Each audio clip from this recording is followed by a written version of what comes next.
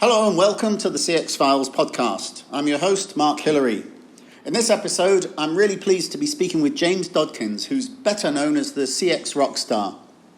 James was recently named the #1 CX influencer in the UK by Customer Experience magazine, and his own experience in the music industry means that he brings a fresh new perspective to the discussion about how to improve CX.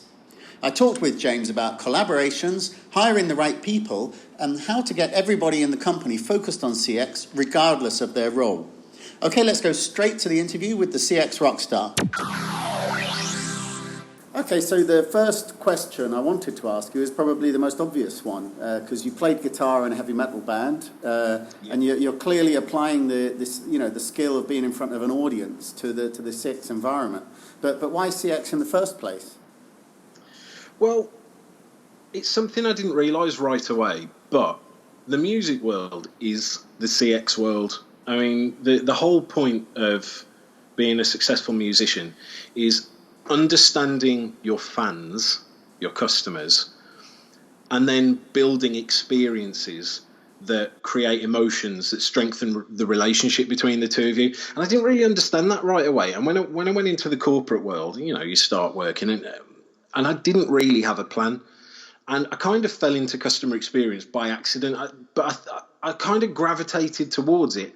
Now, in retrospect, I understand that's probably why. That's probably the reason, because I spent most of my life from that point already doing customer experience without really realising that I was doing it, if that makes sense. Yeah, absolutely. Well, I mean, clearly you're making an impact, because Customer Experience magazine voted you as the #1 CX influencer in the UK. So how does that kind of recognition feel? And is there a pressure on you now, because the magazines and media organisations are calling you a guru? Well, I mean, there wasn't any pressure until you just mentioned that there maybe should be. Now I'm starting to feel it, man. Jeez. First of all, it feels amazing, Matt. Finally, I've got a #1. Never got a #1 in my music career, but I've got a #1 now. It feels great, man, to get that kind of recognition, because like and I know, sometimes doing the sort of stuff that we do, creating this content, trying to spread a message, trying to help as many people as you can, there are darker times where it feels like you're not making any impact, where people just aren't getting what you're trying to say. You feel like you're not making a dent. And then there are nicer times like this where you get recognised for the work that you're doing. So it's not all about this kind of stuff and people putting you in lists, but it does help. It is nice. It is, the community getting together and saying, hey, thank you for doing what you're doing. So it's great, man. The guru thing, I don't know about that. I don't know if they're calling me a guru, but it's probably not the worst thing to be called. I've been called far worse, quite recently, actually. But I'll take it. But realistically, I travel around the world calling myself a rock star, so that's not that bad, is it? Yeah. Well, the approach that you have is delivering information really quickly and directly. You've got this the 60-second CX Secrets series of articles where it's really short and sharp. Do you think that this is really a reflection of the fact that people today are just struggling with too much information, and the only way we can get them to listen is by making it good, but also fast? Possibly. I mean, I think there's always going to be the appetite there for long-form content, and that's something I'm probably going to focus a little bit more on this year, giving that kind of content too. But you're right, man. There's a lot of noise out there around customer experience, and of course, people's attention spans are shrinking. It's getting harder and harder to grab people's attention. And the problem is, you can't help people think differently about customer experience unless you grab their attention. And it seems to be like the shock factor of like a quick 60-second video or like a really short, straight to the point article that allows you to do that. The problem with it, though, is you can't really always get into the theory behind what you're talking about. You can't get into the research that's backing up what you're talking about. So there almost has to be an element of trust there as well. People have to trust that you're not just saying random stuff because it sounds cool, that you're actually saying stuff that's backed up by experience or research too. So it's a tough one, because yes, technically anybody could start delivering sort of quick, hard-hitting, impactful content. But I think if you don't have that underlying element of trust there, it's not really going to change the way people do things, and it's not going to impact people's lives in maybe the way that you would hope it would. For me, I hope that the quick content entices people enough that it creates discourse, creates people to have conversations and discussions around it, which then it turns a 60-second video into a couple of days worth of conversation between many different people. So that's the ultimate goal. It doesn't always work like that, but that's what I'm trying to do with this. Okay, yeah, exactly. So creating conversations, yeah. And I saw one of your arguments was around the need for companies to blend all of their customer-facing teams. So every customer-facing member of the team needs to work more like a football team, where the different skills all work together. And clearly in the corporate environment, this means sales, marketing, customer service, research, everybody actually working together as one team. I mean, have you ever seen any companies really doing this, or do they just go and hire a chief customer officer as a way of kind of like, saying that they're doing something without changing Tick the much? box. Exactly, Yeah. Yeah, when customer experience started becoming more prominent, it was people would take the customer service director and then be like, now you're the customer experience director, and they're like, okay, cool, what do I do different? And you go, change your business cards, I guess. Well, that's about it. Some companies, it does seem like they're just doing the same thing. Like they're hiring a CCO just to tick a box and go, we are very customer centric. We've got a CCO. The whole thing about the teams is, so I'm not necessarily advocating that a company have one big team, but lots of smaller experienced teams. So the way it works is, traditionally now at the moment, we split people up in our organizations by skill set. So we'll put all the sales guys together. We'll put all the customer service people together. We'll do it that way. Whereas what I'm advocating is, don't divide people by skill set. Divide people by experience. So start to identify the experiences that you deliver to your customers and build teams that are best suited to deliver the successful outcomes that are linked to those experiences. So in a company, you may have 50, 100 different experience teams. You may have people that float between them, but it's a case of not segregating people based on the things they do every day, but bringing people together based on the outcomes they can achieve if they work together. So the football analogy, so for anybody listening that hasn't heard that analogy from me before, when we say football, we're talking about the actual football, the one that you play with your feet, soccer, that other people may call it. But it's the understanding that there's three very important questions that you need to answer to be able to do customer experience well. And the first one is, who is the customer?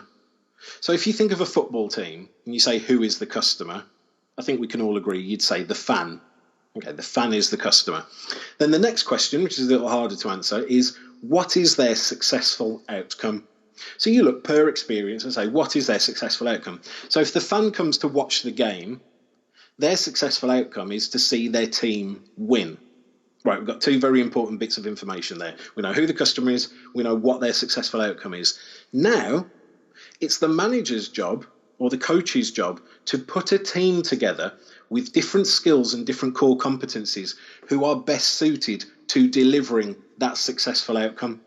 A coach had never put out just 11 goalkeepers to play a game. They'd never put out 11 defenders. They'd never just put out 11 strikers, because that's not conducive to delivering that successful outcome. What the manager does is they look at the landscape, they understand the experience, they understand the successful outcome they need to deliver, and then put a team together with goalkeepers and strikers and midfielders and defenders who are best suited to win the game. We don't do that in business. What we do is we put 11 goalkeepers out, we put 11 defenders out, we split people up by their function. Whereas I honestly believe we need to take really just a 180 view on that and start putting people together and create these experienced teams that can win the game, that can deliver those successful outcomes. But the thing is, it goes further than that as well, because imagine if you started paying people for, like, let's say you paid defenders for how many tackles they made. chances are they'd be passing the ball to the opposition strikers to give them a higher chance of making more tackles. That's not conducive to delivering that customer success. If you paid the midfielders for how many passes they made, chances are they'd just stand in a little circle passing between each other. That's not conducive to delivering customer success. If you paid the strikers for how many shots they took, then no matter where they were on the field, as soon as they got the ball, they'd kick it at the goal. That's not conducive to delivering customer success. Whereas what they do in football is your target, your goal is to win the game. We need to do that in business too. Put these different people together who've got different functions that can work together to deliver the successful outcome, and then target them and bonus them for the delivery of the successful outcome, not for the tasks and activities that they do on a daily basis. So that was a bit of a long-winded answer, but did it answer your question? Yeah, absolutely. Yeah. Although the team that just kicks the ball as soon as they get it sounds like the England football team. Hence why we haven't won anything of note recently. Well, you've talked in some of your articles about musical collaborations that were not really things that you'd expect to work. You know, things like Jay-Z and Linkin Park, or Run DMC and Aerosmith. You know, you look at it on paper and you don't think it should work, but it actually does. And I know that you've talked about how we might take this approach into the business environment. And one area where I think that maybe that could apply is financial services, because we see loads and loads of heritage banks and insurance companies. You know, they're all closing down high street branches and trying to launch apps, and they're trying to be cool, but at the same time you've got all these new startups that are actually doing it much better, but they just don't have the millions of customers yet. You know, isn't there a scope for all of these guys to be actually working together? Well, yeah, I mean, yeah, and it's a good pick as well. The industry you're talking about there is going to be changing within the next 10 years. Literally, if we had this same conversation in 10 years' time, we'd be looking back going, wow, look how the landscape has changed. But I don't think there's a single industry that wouldn't benefit from collaboration. But the first step with this, before you try and understand, it's not about random collaboration. It's not just going, oh, they're a cool company, can we do something with them? The first thing you have to do is redefine what your definition of a customer experience is. In my opinion, that is the first thing you have to do. You have to redefine what your definition of a customer experience is. Now, I'm not talking customer experience capitalized, the discipline. I'm talking a customer experience. We need to understand that a customer experience is the sum of the thoughts, the feelings, and the interactions a customer has with and about different products and services during the achievement of a goal or an outcome. Okay. Now, the thing that most companies do wrong, in my opinion, is they think a customer experience is the sum of the thoughts, feelings, and interactions a customer has with them. That's not a customer experience. That's just part of a customer experience. We need to step back and understand that we're playing a small part in a much bigger story. The customer has a goal or an outcome that they're trying to achieve, and we're just part of it. We're helping them along the way. Now, as soon as you start to understand that it's the thoughts, the feelings, and interactions a customer has about and with different products and services during the achievement of a goal or an outcome, you can start to map their true experience. That will include other companies, that will include other players. And you can look and say, well, look, these are the things that need to happen along this journey. Currently, we are delivering this value at this time. But why can't we reach out to other companies in this journey and work with them to deliver the best experience possible? So it's a departure from the traditional, widely accepted view of what a customer experience is, and realizing that the traditional view of what a customer experience is, just the interactions with your company, is the least customer-centric way of looking at it possible. It's company-centric. It's like, we are the only people that exist in the world, therefore we should only care about the interactions a customer has with us. No, when you actually look at it through a customer lens, you realise they are interacting with you because there is a goal or an outcome they need to achieve at some point. Now, understand who else is helping them do that and work with them to help the customer achieve it better. Mm-hmm. Yeah, exactly. Well, and one way of actually achieving that is through hiring people that have actually got a passion for helping the customer. Rather than just talking about hiring for particular skills, you hire the people that are going to interact with your customers that are really passionate about that kind of interaction. And I know that this is something that you've written about. That you should focus much more on that ability to interact rather than the skills. But when I look at most, say, contact center recruitment, it seems to be overwhelmed just with qualifications and skills, except perhaps maybe the gaming companies, where they really do focus on a passion for the games. But do you think that this is starting to change at all?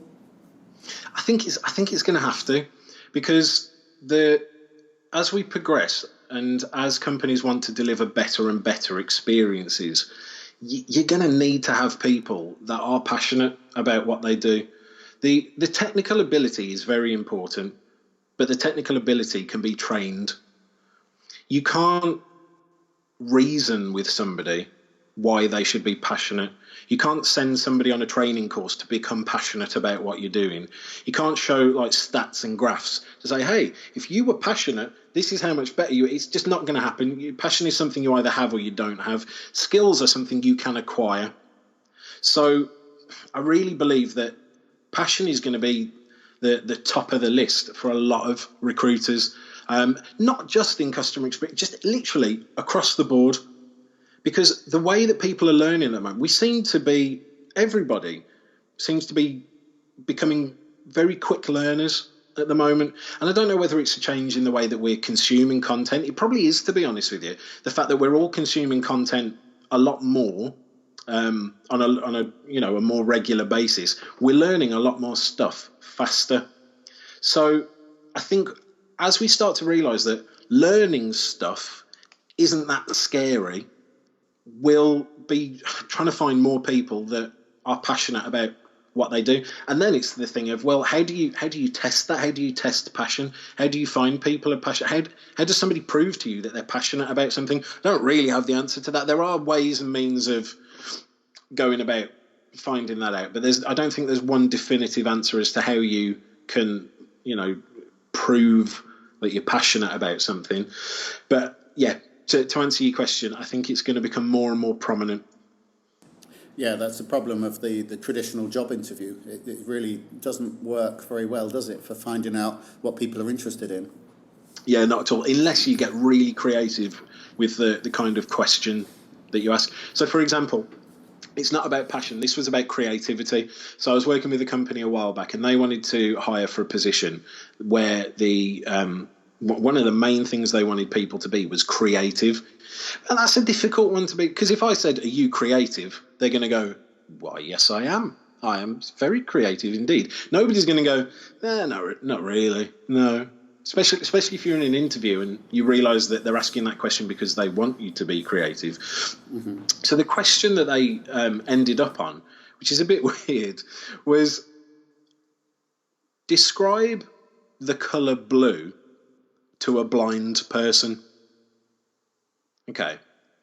And it wasn't so much the answer they were looking for. It was more the reaction to the question. So I class myself as a creative person. And when they asked me that question, I got really excited. I was like, whoa, that is a really good question. Because it was creative, I really appreciated how creative. I was like, that is a great question. My answer probably wasn't very good, to be honest with you. But it was the fact that I was really hyped about giving me that challenge to try and create that image in someone's head. And that became a really good question to help them discover who was creative and who was not. And so that's not necessarily going to work for passion, but it's going down that kind of route, trying to create those interesting questions that draw out things that are sometimes hidden from people. Yeah, it's certainly better than where do you see yourself in 5 years if you join us? Yeah. And I know that you're going out on tour this year. Just like a real rock star, it's the ACXS Disrupt CX UK tour. What's it all about, and why go on an actual tour rather than just doing more videos? Well, there's various answers to that. So the Accredited Customer Experience Specialist training and certification program is a relatively new program that's been put together specifically for people who want to disrupt customer experience. Because I honestly believe that the companies in the world that are the best at customer experience didn't become the best by doing the same as everyone else, but better. They became the best by doing things differently. Now, what I don't want people to do is copy what they've done. But what I do want them to do is copy the way that they think, copy the way they approach customer experience, copy the frameworks, copy the methodologies. So this training is an amalgamation of the tools and techniques and frameworks and methodologies used at the best companies in the world when it comes to customer experience. So this has been created specifically for the creative types, the people that want to do things differently, the people that want to disrupt. So that's what the training is about.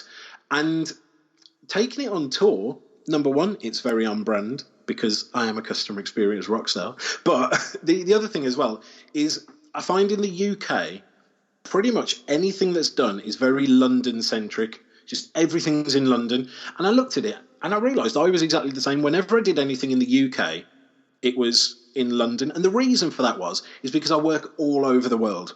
So when you say, okay, I'm going to do something in the UK, naturally you pick London. So this year I said, no, you know what? I'm going to spend less time away doing the training and focus more on the UK and bring it more locally to people, spend some time in places that are not London. And so that's why we're taking it out on tour. We're giving people the opportunity to say, hey, we're actually coming and doing this close to you. It's one less barrier for them to be able to attend. Okay, that's great. I mean, there's certainly a lot of big cities all over the UK, and I suppose also because of maybe the rail network, every train seems to end up in London, so the events all end up there. Yeah, well, I mean, yeah, sometimes they end up in London, sometimes they end up 5 minutes down the track, sat there because there's like a cow on the line or whatever. What I didn't want people to have to do is rely on the rail network anymore. Well, okay, we're still at the beginning of the year and the decade. Just to round this off, what do you see as some of the key CX trends that the executives you're talking to, what are they talking about, or what should they be looking out for? One of the big things I think we're going to start seeing a lot more of is return on experience investment. So the thing is with executives, they tend to only really actually care about one thing, and that is the bottom line. And I get that. That's their job at the end of the day. Their job is to, deliver returns for shareholders. So they have to care about the bottom line. So that's not all of them, but the overwhelming majority pretty much only care about the numbers. Now, you can agree with that, you can disagree with that, whatever, but it's true. So I think we're going to see a lot more customer experience professionals taking the time to link the work that they're doing and the transformations that they're creating to the bottom line. Being able to say, we changed this thing and that contributed to the company by X pounds or dollars. And I think we're going to have to start becoming our own cheerleaders a little bit and keep track of our wins, keep track of the contribution to the company, keep track in monetary terms, in an actual number, how much you have contributed to the bottom line as a customer experience professional. Because I think it was Forrester have said recently that 25% of customer experience jobs are going to go soon. So, and I'm not sure whether I don't think it's going to be in a year, maybe in the next 10 years. Have you seen that? I haven't seen that one, no. It's maybe in the next, somebody go and Google it, but 25% of customer experience jobs are going to go. If you don't want to be one of those people, you need to be your own cheerleader. You need to start keeping a record of the contribution, the wins, the things that you are doing that are directly contributing to the bottom line. I think we're going to see a lot more of that, and I think we're going to see a lot of people wish they had done it when they no longer have a job. So keep a diary in 2020 then? Kind of, yeah, man. Just like a little brag book. Yeah. So in the music world, you keep a brag book. So who you've played with, what radios you've been on, what blogs you've been mentioned in, what magazines you've been in, what where your music video has been played, who's mentioned, all of that stuff. You keep a brag book. I think we need to start doing that in the customer experience world, so that when you get put in front of someone saying, look, we need to save money, tell me why you shouldn't be the person to go to save us money. You can say, well, actually, because if you make me go, these are the benefits you're going to lose. I think that's I think it's mega important. It's something I've overlooked. If I'm being completely honest, I've overlooked it for years, and I've just been like, you know what? Surely they can see how important customer experience is. Surely they can see how these transformations are affecting them positively. But a lot of times they can't, because customer experience isn't their top priority. So although we would probably all like customer experience to be the top priority of every executive, it isn't, and it's probably not going to be anytime soon. So what we need to do is play the game a little bit.